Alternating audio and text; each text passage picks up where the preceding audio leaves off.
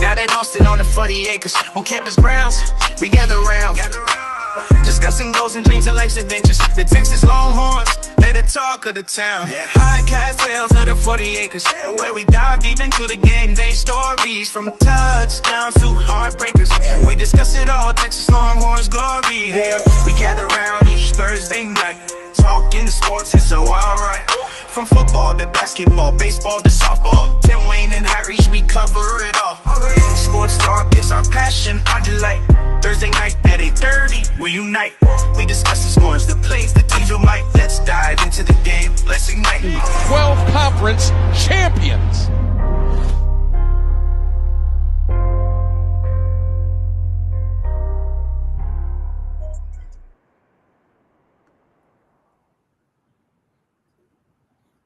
All right, I actually did it right this time.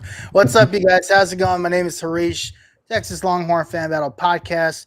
Of course, with my guy here, Tim Wayne. Just do this so I can point over here. My guy, Tim Wayne, and our guy down here, Eric Henry, Horns 24/7. Gentlemen, what's going on tonight? It's a good night, man. Nice. Looks like it's gonna storm a little bit, but I'm okay with that. Awesome, Eric. How you doing? Harish, I'm doing well. Harish, Tim, appreciate you guys having me on. That intro was phenomenal. I was looking at some of the clips, and it just brought back some memories over the past 2 years of covering the team, Big 12 title, win at Alabama. And the other thing, for your audience, so assuming your audience can see the background behind us, it's always fascinating as a newbie to this state, right? Or I guess relative newbie, entering my third year covering the team, to see DKR before it was enclosed. Like, it's always weird to see the old version of DKR, because it's like not recognizable. I'm like, wait a minute, is that the South End Zone? Is that? So it's just a weird idiosyncrasy of mine, having only covered this team now entering my third year. Yeah, awesome. And, we appreciate you coming on. We're really excited to have you. It is really interesting from our perspective. Like, Tim and I, we've been Texas fans, obviously, forever, right? Right. And to see how the stadium has changed and how the stadium has grown, as lifelong Longhorn fans, it's really cool to see what the stadium has become and what it will continue to be. Right. As we get grass in there, which is the next big thing everybody's looking forward to. But we really do appreciate you coming on. We're going to talk about all the sports, right? We'll get there here in a second. Before we do, of course, as always, got to pay the bills here real quick. FanBattlesports.com.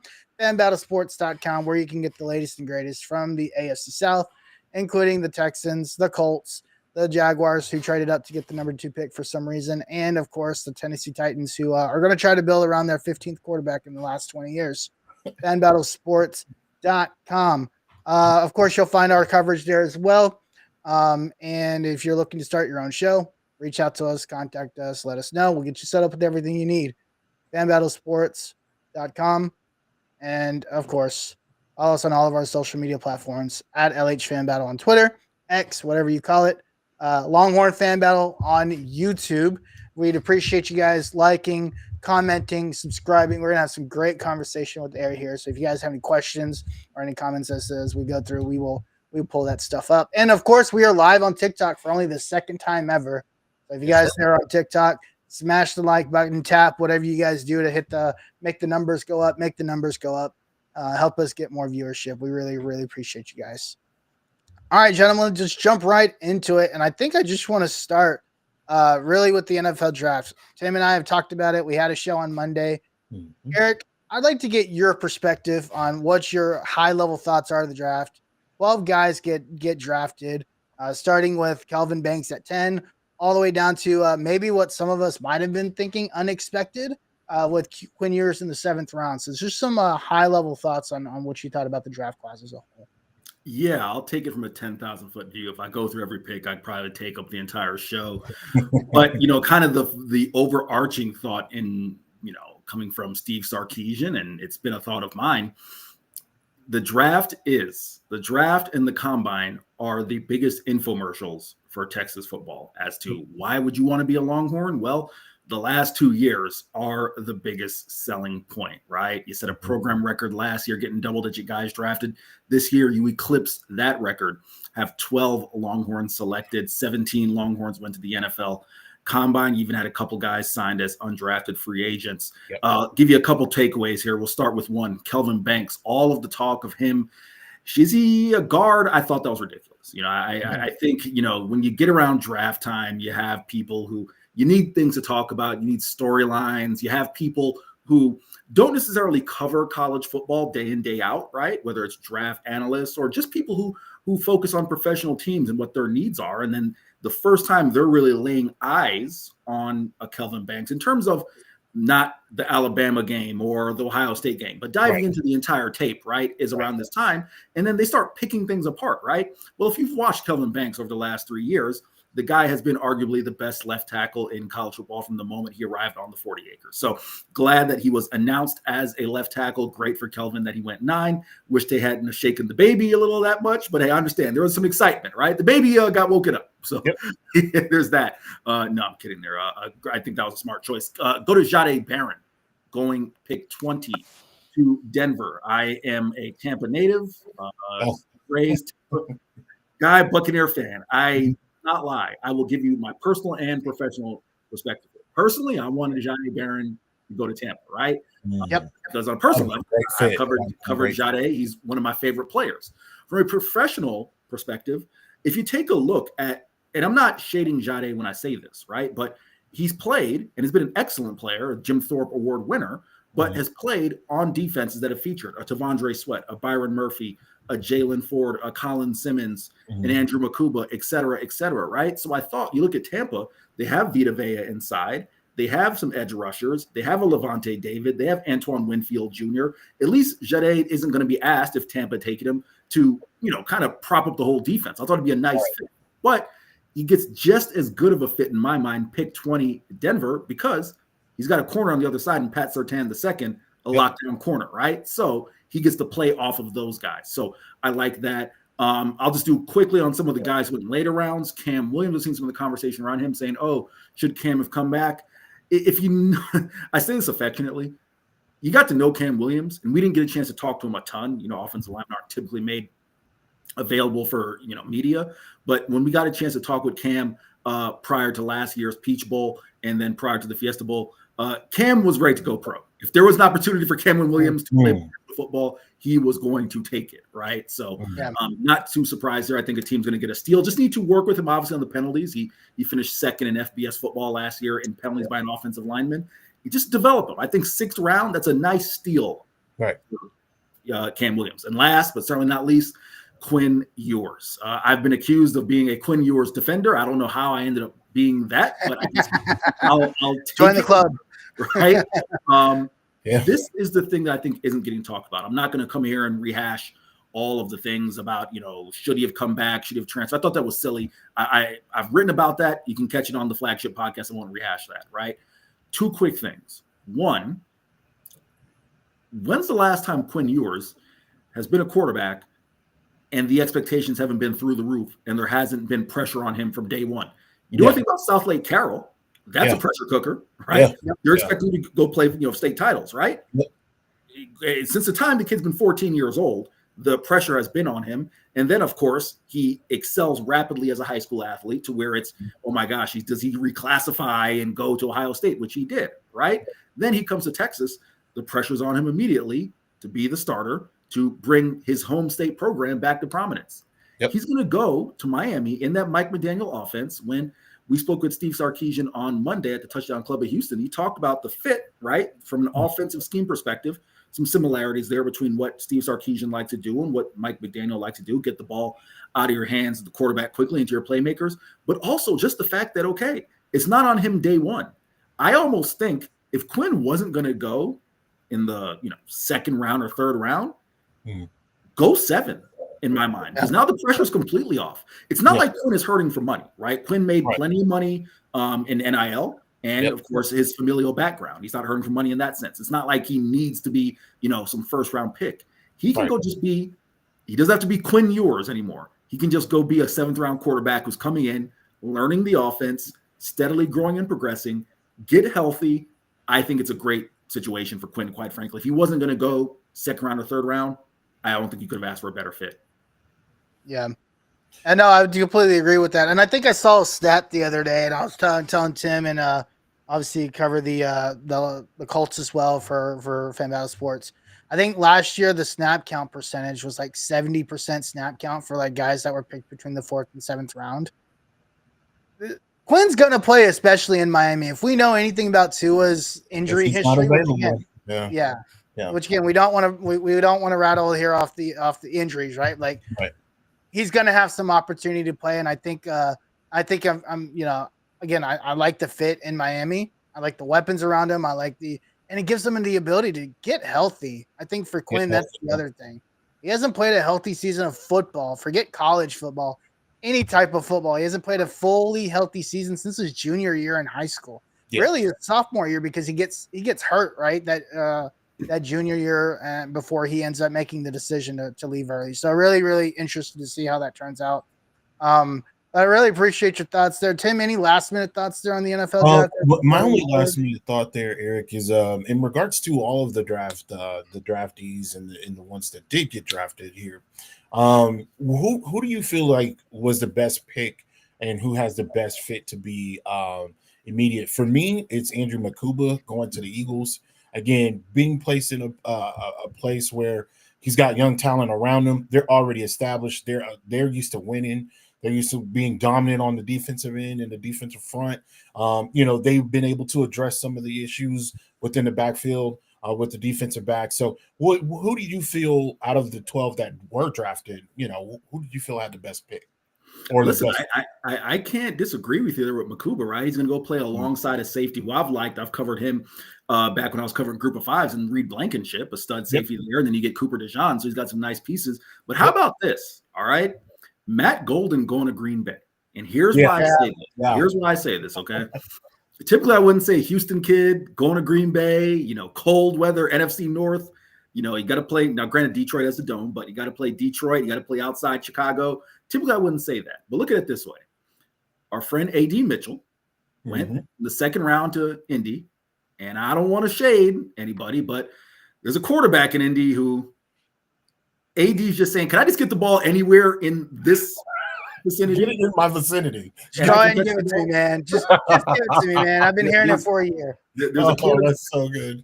Quarterback who completed, 49% of his passes last year? It was brutal. Now the flip side is Matt Golden goes to Green Bay, where you have a young ascending quarterback in Jordan Love, who, of course, we thought last year before his injury was taking that next step in his career. If he progresses the way that you anticipate he will, playing for Matt LaFleur, an offensive-minded coach, I think that's a phenomenal fit. Yeah, awesome. Absolutely. Well, hey, we're excited to see what goes on with this draft class. Some people, the draft class that truly turned Texas around, right? If we look at where Texas is, it starts with Quinn Ewers. It starts with Kelvin Banks. You think about how quickly this program turned around. It was the Kelvin Banks, Cam Williams offensive line class that really, and then Quinn Ewers gets added in the transfer portal, right? This was what really, really turned this program around. So we wish these guys the best of luck. Thank you guys for everything you've done for the 40. All right, gentlemen, I want to talk about college baseball real quick. Yes, sir. Eric, I know you covered Texas A&M last week. Obviously disappointing what happened tonight in Fayetteville, but just your thoughts just on the overall health of the baseball program, what you've heard from Schloss, just what based on what you've spoken to him about and what you've seen with the program so far in year one of Schloss. Yeah, I mean, listen, you can't. We talked about this a little bit, before we started taping, right? Like tonight's result was bound to happen. They were due. You win every SEC series so far. You've swept some really good teams, right? This is what the 6th loss of the year. They were due. So let's take tonight's result out of it. But covering that A&M series, I didn't know what to expect. Obviously, of course, the major storyline going into that series was Jim Schlossnagle coaching against his old team, and Schloss, as has been the message, didn't want to make it about him and has had nothing but nice things to say about A&M. I know those Aggie fans, not so kind in return, but that is to be expected. The grit and resolve of this team. Listen, I think it started 2 nights prior or 3 nights prior, because that was a Friday, Saturday, Sunday series. That win at Texas State. Texas State, came into Disch-Falk Field, got a win. They have to go to Texas State, a rowdy atmosphere down in San Marcos. You go down twice in that game, that team continues to battle back. That is what prompted Jim to say that this is the grittiest team he's ever coached. They carry that into Texas A&M, the Texas A&M series. You get 3 one-run victories, just the way getting different guys to step up. If you told me that Max Ballou was going to go down at the early in this year and they'd lose him for the entire season, I would say, man, that's going to be a big loss. If you told me Jared Spencer, even before the year, because I'd seen Jared pitch a little bit at Indiana State, say that you're going to lose that guy at some point, I said, man, that's a big loss. But they continue to find guys to step up, whether it's Jonah Williams getting healthy, right? And Jim said, hey, that's going to be our everyday left fielder until Max gets back. Well, then Jonah goes down.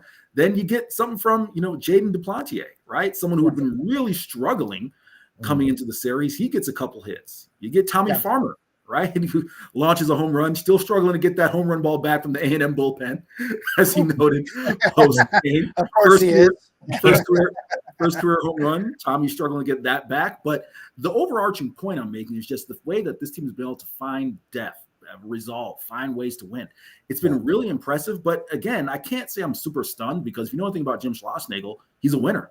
And it doesn't take long for him to get guys to either, and I say this affectionately, I know some people haven't necessarily taken kindly to me putting it this way, but Jim Schlossnagle, with his track record of winning, he can walk in and say, hey, it's my way or no way. Right. You want to put on this uniform? You're going to do things the Jim Schlossnagle way. And the team has bought into it, and you've seen the results. Yeah, no, I would agree with that. I think, listen, Texas fans, kind of like Eric said, we were bound to get beat, right? It's not easy going to Fayetteville. Man, for those of you guys that don't know the old Big 12, you guys know Arkansas probably hates us more than Texas A&M hates us. Yeah. These guys hate us, right? And so going into Arkansas was always tough. It was tough in football. It was going to be tough here. These guys are ready to play. And look, if you guys remember back to the first LSU game, it did not look pretty that first game. And they came back and they figured it out. They ended up winning that series. We'll see what happens to this team tomorrow. This team will fight. They're gritty, kind of like Eric said. And we'll see what happens. But listen, it's a tough conference, and we've got a 5-game lead. So losing tonight isn't the end of the world. It's not really the end of the world if you get swept in this series. Let's just go worst case scenario, right? You still got plenty of games in hand to still win the SEC regular season, head into the tournament. Top 4 seeds get double buys, I believe, again this year. So I know we're coming short on time here, Eric. So I want to make sure we get some good old football talk in. Sure. Give me your thoughts on Texas heading into the summer. What is the focus now that spring ball is over? What's going on? What have you heard? And you mentioned you spoke to Stark on Monday from the Houston Sports Club, which is an annual thing that happens with the head coach, right? What are some takeaways you had from that interview on Monday with Coach Stark? Yeah, I'll start with the spring. I think the thing that, I was certainly curious, and I don't know if Texas fans felt the same way, but I was curious is when they said, hey, we're not going to do a spring game. We kind of want this spring to look like, OTAs in the NFL. Well, what does that look like, right? And I think now coming out of it, we have an idea, right? The first 3 weeks of spring, really, and this is from Steve Sarkisian's own admission that he said, hey, we'll start ramping things up that last week of spring. It was foundation building. It was foundational. It was building depth, right? Yeah. Because we opened this show with the draft. When you lose 22, 23 guys who are drafted, it's a lot of veteran leadership, a lot of guys who know. And this was one of the things that I'd asked Steve is, entering summer, leading up to fall, how is it different with this team? Because in the past, you had a Jalen Ford, you had a T'Vondre Sweat, you had a Byron Murphy, you had, guys who had been with the program from the Tom Herman era all the way through the 5-7, through the 8-5. Yep. They have not just only their own college football foundation, but their Steve Sarkisian, Kyle Flood, Pete Kukowski foundation, right? Yep. So, what you're trying to do with them during spring probably gonna look a little bit different than what you would do with a bunch of guys, the 22 first year, early enrollees, the transfers coming in, and then also just some of the underclassmen haven't played. And Steve said that the spring was foundational. It was about finding depth. It was about, and he's hammered this point home incessantly. He wants these guys in the mindset of understanding that when you come back to the 40 acres, after they have the month of May off, it'll be, open gym, but they'll have May more or less to themselves outside of, some of the things they'll do with Tory Becton. When you come back, be in the mindset that you're going all the way through till late July, because with the expanded playoff, the national title game is January 18th, January 19th, right? So because of that, Steve is like, I need to find depth on this football team. 17, 18 games. It's not just about the frontline guys. So that was my big takeaway from the spring, that the first 3 weeks were really about making sure that the incoming freshmen had a foundation, were able to build up some confidence. They were able to get a look at maybe, all right, how does this position group kind of fare right now? Do we need to make an addition in free agency, which they made several, right? Most notably, the defensive tackle room, most notably Bert Auburn, who had stellar first 2 years. Last year, not so much. And quite frankly, what we heard, that scrimmage, because they didn't really start doing scrimmage type things that we heard until kind of later in spring. The scrimmage they had the last week was kind of a disaster with special teams. And that is what prompted Jeff Banks and Steve Sarkisian to say, okay, we need to go get a Mason Shipley, right? But overall, my overarching thoughts on the spring is just that this was foundational, and that they'll really start ramping things up in the fall in terms of some of the more traditional things you'd expect in practice. Awesome. Tim, any follow-up questions there? No follow-up questions, man. My main concern with with spring ball is, that is the time where you develop relationships, you develop a bond. That is a real pivotal time. So I'm pretty sure, especially within the last couple of years, the way that things have turned around and what we've heard through the spring ball and through spring practice is really pivotal, especially this year. You with the loss of Banks, Powers, Williams on that line, you're losing some really key foundational pieces there. So we get the new guys to step in, kind of take over, developing cadences, getting familiar with play calls and how play ball placement with receivers and how receivers run routes and where they want the ball. All of this is very, very important. That is built in spring ball, and then to be able to come back after that and kind of really get down to the fundamentals, because all the pretty stuff goes away after that, right? When you come back from spring ball, it's time. It's time to strap up, put your chin strap on, let's go. So I'm looking forward to it. I'm looking forward to what's in store. We got a couple more recruits, if I'm not mistaken, Eric, that are coming in here within the next couple of weeks. So that's really big and really pivotal, as well as being able to build also throughout, not necessarily just spring, but throughout the off period and getting these guys in for the future. So looking forward to it. And I'll add one quick thing to Tim's point. Michael Taft talked about this when we spoke with him. He said, right, because Taft obviously had his two best friends, Andrew Makuba, Jade Barron, go to the NFL. And he said that, hey, not having those guys kind of forced me to get out of my own comfort zone as a leader, because typically I just would go to my best friends, the dudes I grew up with, right, who are on the team. Now he's got to build a relationship with a Jelani McDonald, with a Kobe Black, with, et cetera, because these are all guys who he's going to need to communicate with come August 30 at Ohio Stadium. Yeah. And those guys are now looking to him, right? Yeah. He's looked up. You're passing the torch, right? He is the guy now, the guy that everybody was looking forward to coming back. He made the comeback announcement. He wanted to win a national title here at Texas. That was his goal. And so those guys are going to be looking to him. So, hey, we're really excited about this team. There's obviously some things that need to happen in the spring and the fall as we head into fall camp.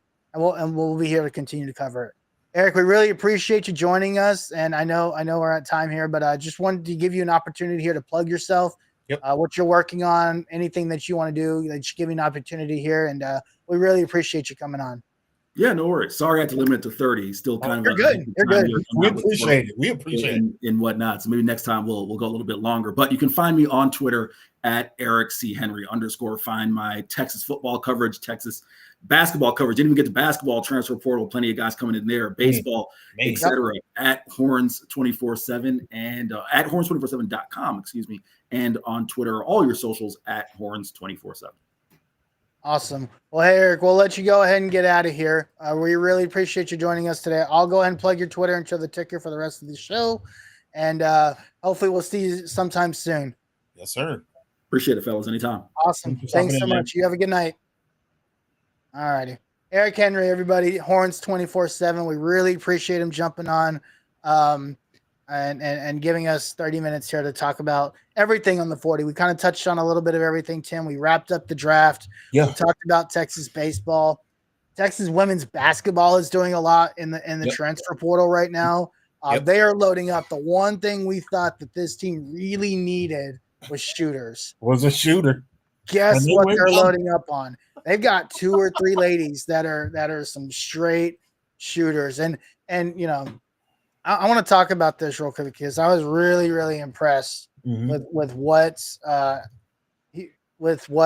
Schaefer was Vic Schaefer's been able to do. Yeah. Obviously, you sign Ashton Judd, who's really, really, really big as a shooter. I think she's transferring. She transferred in from Notre Dame, if I'm not mistaken. No, Missouri. She transferred in from Missouri, and she's going to be one of those that we're hoping brings some 3-point shooting. I'm currently looking up how she shot the 3 ball in her career because this is going to be something that's going to be key. Last year, she shot 36% from 3 last year. 2 years ago in 2023, she shot 35% from 3. As a freshman, that's amazing. As a freshman, she shot 45% from 3. She's a straight bro. She's a straight shooter. Now I'm not familiar with her game. Is she a spot shooter? Is she a slasher? Is she like what? Okay, she looks like your typical catch and shoot. Okay, right. Just based off her shot selection and just what I'm seeing here, she's just a catch and shoot shooter, right? Which is what you need. You have Rory, you have Madison, who's got the middle lane kind of covered, right? Yeah. And you got your big ladies there in the paint, taking care of the paint. What you're missing, what's missing from like Rory Harmon is when she drives and she's not able to do anything, there's no bailout. There's not a shooter that can bail her out. Right? Yeah, that's kind of what I was asking, because from a standpoint of like, how does she navigate off ball? Does she need the ball to finish? Does she need the ball to get her shot off? With a point guard like Rory, and you got Madison that's in the forefront. How do you navigate that? Does she play? Does she move well off ball? Can Rory drive? If she can't hit Madison, can she hit her and then get her an opportunity to get a shot off? Can she create a shot without the ball? There's going to be a lot of movement. That team is actually a lot bigger than what we talk about. We don't really talk about the size enough, simply because of Madison Booker's just stellar play. But even though Rory's on a little bit on the shorter side, like, this team is kind of big, and to be able to add depth within that team and to add a shooter, which is something that they desperately needed, because, man, again, when they went up against South Carolina, the ball just was not falling, right? The ball wasn't falling. They started out great, and then I think it just kind of peeled off, and South Carolina was able to get off a lot of great shots. Even contested, they were still able to get shots to fall. And when you run into something like that and you don't have the shooter there or the shooters, you run into a situation where their threes are better than your twos. Now, we know how good they are from a 2-point, inside the 3-point line. We know that they're very stellar. We know that they can get rebounds. We know that they can get layups. We know they get block shots. We know they get loose balls. But if you can't, if you can't get those 3-point shots, it's really, really hard, especially in the SEC. Listen, the SEC, South Carolina just had a player transfer from South Carolina to LSU. Now LSU is better. Like, this is great. This is great for the sport. I can't believe, like, we're still, like, knee deep in women's basketball. Like, the fact that people are transferring, these are not normal players transferring. These are like stars that are transferring in women's basketball, and to see it's absolutely insane. But I'm enjoying it. I'm enjoying it a lot. Yeah, I think as we look at this next one, I'm a little bit more excited about this next signing. Taya Sidbury the forward from Boston College, Mhm. Vic Schaefer, actually mentioned, hey, we're really excited about Taya Sidbury. She's a 3-level scorer. That's great. That's She great. averaged 12 and 7 at Boston College last year. Mhm. Again, great shooter. She doesn't shoot the ball from 3 very well. Like, she's not like gonna blow you out the water Yeah. with her 3-point shot, but she is an efficient scorer. She shot 42% from the field last year, 28% from 3, 90% free throw shooter. She was just a year ago, right? Her sophomore year, she was an 80% free throw shooter. She Mhm. increases that by 10% last year. Yeah. And shooting free throws, that's a huge increase year Yeah. over year, Yeah. right? So you add somebody like that, again, a 3-level scorer, somebody else that can help stretch the floor. If, let's just say, worst case scenario, Madison Booker isn't able to stretch the floor and learn and get a 3-point shot down, you're Mhm. going to be okay. You've got other folks on this team now that can do a little bit more, which is Right. just fine. There's nothing wrong with it. But this is the thing though, Harish, that with a team like this, the way this team is constructed now, even a little bit goes a long way. If Yeah, Madison absolutely. doesn't if Madison doesn't develop the 3-point shot like we think she will, you're still in a position to where if you've got shooters on the wings and you've got a driving disher like Rory, and you Yeah. still have Madison kind of in the middle, kind of just lingering around in the box, that's really, really, really bad from a defensive standpoint, right? From an Yeah. opponent standpoint, because again, Madison Booker is going to get hers. That's just what she does. Yep. I think it's been established that that's what she's going to do. It may not be how we want it to be. You know, we want her to be that 3-level scorer. But if Right. she has other pieces there that all they need to do is just do their job, that's it. That's really it. And we not only do we need to credit these girls, we also got to credit Vic, because Vic is like really piecing things together. And if this is coming together the way we think about just talking about numbers alone, like this could be a recipe for disaster for a lot of other opponents coming down the line, you know. So yeah, I'm really excited about this news. Again, these women, this young women's league that we're watching is not something to be, and we kind of talked about it years ago, right? Like prior to all, you know, the Paige Beckers and the Angel Reese's and the Caitlin Clarks of the world, like before even the Kobe situation, like we kind of were, when it came to basketball, that's all we kind of had to lean on, right? Because Yeah. the men's team wasn't doing well. Jeez, it was so bad. The men's team was so And the bad. women's team was doing pretty good. So it was Yeah. like we've been kind of like on this thing to see the rise of this team from where they were years ago, and even a couple of years ago, they were doing very well. They were doing way better than the men's team was. So, you know, to have this, to kind of see them kind of rise up into a potential powerhouse, I would think that Texas now, especially after these last 2 years, are a powerhouse. And I think you have to pay attention to what the women's basketball team is doing.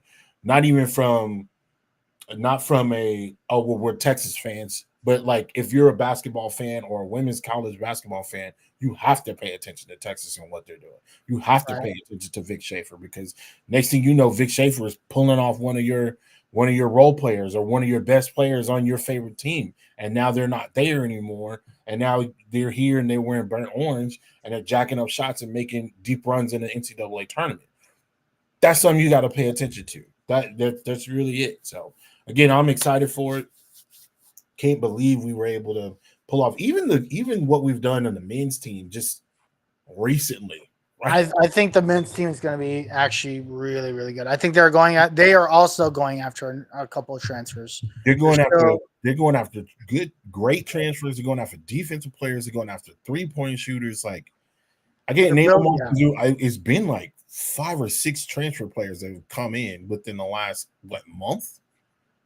Yeah. I mean, listen, some of this is natural, right? When you get a new coach, Yeah, natural, but you're also looking at, you know, value, right? Mm-hmm. And you know, Matis Volkitadis, Lasana Traore, like these are guys that Dalen Swain, obviously the guy that had success, you know, with Sean Miller at Xavier. That's the big one right there, right? Yeah, for sure. Camden Heide, I think, is also going to play a huge role on this team. He was actually really, really good for Purdue last year. Mm-hmm. This is a guy that's going to be able, he's going to be able to shoot the three really well. He's going to help spread the floor. And you got some of the guys that are coming back. And you know, and that's another huge thing that you got to think about with this team is some of the combination with, you know, Kendall Weaver saying, yes, I'll be back. He's going to be happy. Jordan Pope, a 3-point shooter already, a guy that's going to be able to grow his game. Nick Cody, which is a guy who was a top recruit. People were worried about him not coming back.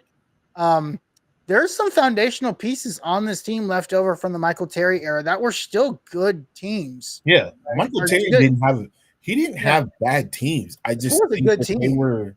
Yeah, there were clearly some holes there in the players that he did bring on and players that he did recruit.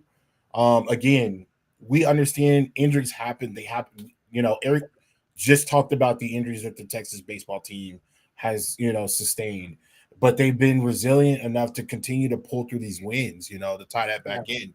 But you can't have all of this talent and then not really do anything with it.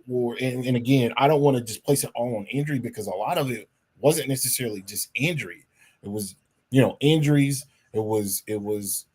I mean, I think a lot of time Terry got out coached. I think I don't think he implemented the right system. I still think that they played way too fast and way too out of control, and they just did not seem disciplined. I don't understand what Michael Terry was doing. And again, I'm no basketball aficionado. That's not my role.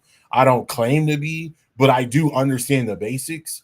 And a lot of what I saw was like, that doesn't seem right. That doesn't seem like that's what he was trying to get across. I could be wrong. I don't know. But, you know, I was skeptical of the new hire with Sean coming in. But what I've seen so far, I'm not upset about what he's brought in as far as players are concerned. No, absolutely. And again, we'll see what happens with this team.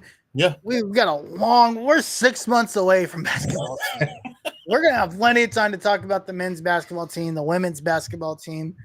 We've got plenty of time to talk about that.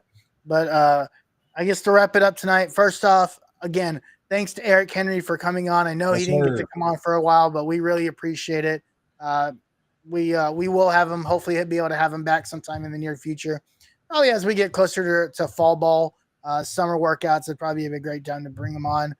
I want to bring him back after we win a national championship in baseball. Oh, hey, we can do that too. He does cover baseball for the team, so we'll see what happens. Yes, sir. Listen, Texas loses today 9-0 in Fayetteville. This team will bounce back tomorrow. This team will bounce back tomorrow. It's a gritty team. You know, Rug has been excellent all season. And this is giving up 8 runs. Like, again, like Eric said, a game like this was bound to happen. Texas has gotten a lot of lucky breaks this year. Yeah, listen. A lot of lucky breaks this year. They just got through playing A&M. They just got through playing Texas State. Those are not easy teams. It's like, even in the situation that A&M is in, that is still a rivalry game. You don't know how that game is going to go. You don't know. They could be the most terrible baseball team on the planet. And we've seen it. We've seen this before, not in just baseball, but all sports in general. We've seen A&M come in, not great. They don't look disciplined. They don't look healthy. They're not healthy. Or they've had some terrible losses. They've had some embarrassing losses and come back and just help. And next thing you know, you're like, what? Well, what's happening? And A&M is dancing in the middle of your court. So Right. again, and then again, Texas State. Texas State ain't no joke. Like you can't just Good waltz team. in. That's a good team. Texas Yeah. State has always been good against Texas. They've had some down years, but for the most part, they're formidable opponents. So to come into Fayetteville, we already know what that's like. That's another rival. Again, you stated it. You know, they probably hate Texas more than A&M and Oklahoma. Right. It's an old Southwest Conference Big 8, not Big 12, Big 8 rivalry. That goes back like way before me and Harish were even around. So again, I expect to bounce back. They seem to be responsive after losses. And so again, Eric built on this quite a bit. The resilience that team has is something that makes this team very special. So again, even with the injuries, I expect for them to bounce back. And even if they lose tomorrow, I expect it to be a better game than it was tonight. Now, I didn't get to see the game. However, I did get to keep up with the pitch count. Again, it sometimes you just run into a buzzsaw, and that's okay. It's okay that you run into a buzzsaw. Just how are you going to respond? And what we've seen in the past and what we've seen all season, previous to other years, is that Texas has been able to respond. So I look forward to that. Yeah, absolutely. We'll see what happens tomorrow. We're gonna go ahead and get out of here a little bit early. Yes, Go sir. ahead and what's up? No, I'm saying against her. Oh, okay. Yeah, we're gonna go ahead and get out of here a little bit early. Tim, where can the people find you? You can find me at Tim Wayne. You can find me at Longhorn Fan Battle. I'm not the one that usually talks stuff. I'm usually the one that talks more about lighter stuff. Maybe I'll throw a little jab out there every now and then. But for the most part, these last couple of weekends, my man Hari's been holding it down on the Twitters and on the TikTok. And shout out to you for those logos. I'm still trying to learn how to do that, but I don't really have enough time because of the work schedule. So shout out to everybody. Shout out to everybody that commented on the posts for the NFL draft. We do appreciate those. And again, make sure you guys smash that button. Follow us on YouTube. Yes, sir. You can find me at the Uncle Gandhi. Of course, we will be all over the place. Twitter, TikTok, 103 likes there on the TikTok. We really appreciate you guys coming in. And for those guys that come in later and watch the show later, drop a like, drop a subscription there on YouTube. Drop a little comment. Let us know what you think. We really once again we appreciate Eric Henry coming in. Horns 24/7 from 24/7 Sports. Yes, sir. We'll hope to have him on again. Hope to have him on again in the future. But until then, my name is Harish. This is my guy Tim Wayne. We out of here. Peace. Yes, sir.